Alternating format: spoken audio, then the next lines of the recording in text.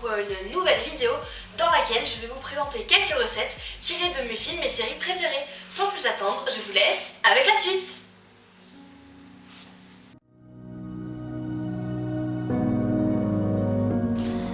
Tadam! Vous me reconnaissez? J'ai adopté le look de Lara Jean pour vous présenter ma première recette tirée du film Netflix À tous les garçons que j'ai aimé, PS je t'aime toujours. C'est la recette du gâteau à la cerise qu'elle fait pour Peter pour la Saint-Valentin. Mais nous on a choisi de le faire à la fraise tout simplement parce qu'on n'avait pas de cerise. Donc tout de suite je vous laisse avec la recette.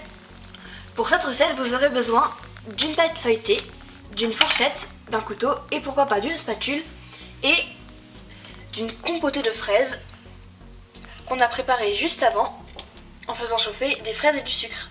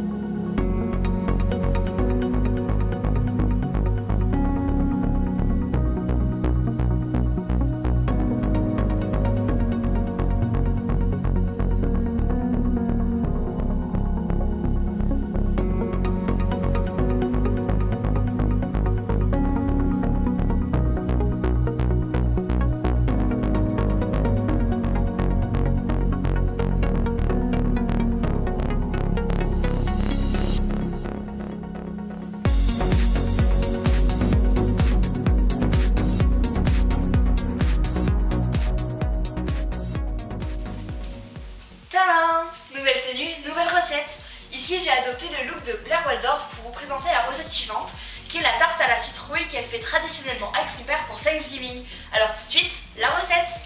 Pour la recette, il vous faut des œufs, de la cannelle et de la muscade, du sucre roux, du lait concentré, une pâte brisée, une purée de potimarron qui a déjà été préparée à l'avance, un bol, un moule à tarte, un fouet et une petite cuillère.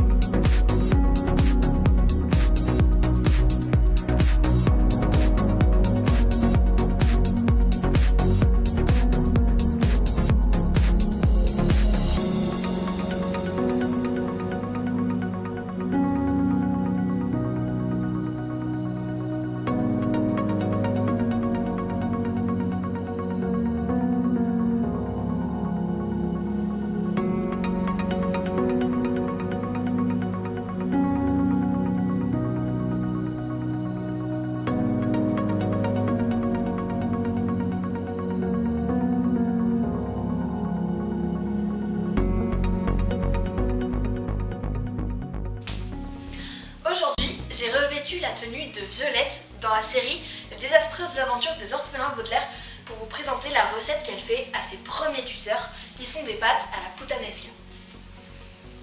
Alors comme elle, je vais m'attacher les cheveux avec un ruban pour me mettre en cuisine et vous présenter la prochaine recette. Vous pouvez très bien décider d'acheter des pâtes dans le commerce. Moi personnellement, j'ai décidé, comme dans la série, de faire mes pâtes moi-même.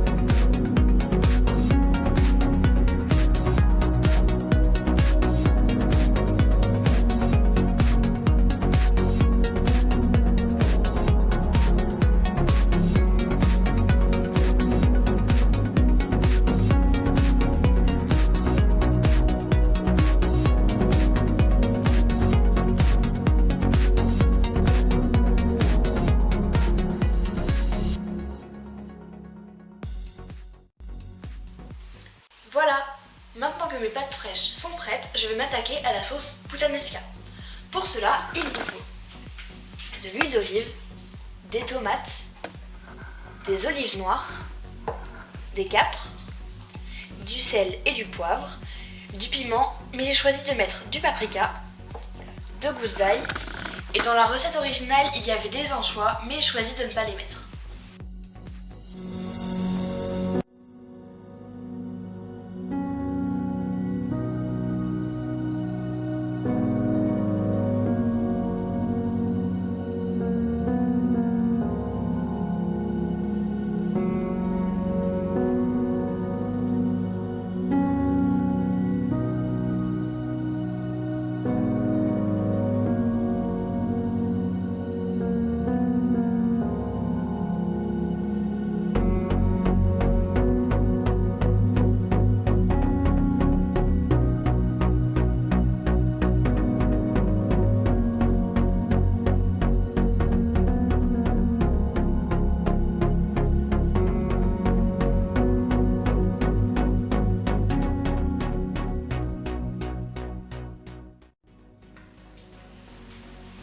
Je vais laisser mijoter ça un petit quart d'heure, puis ensuite je vais revenir mettre les pâtes à cuire et je vous montre tout ça après.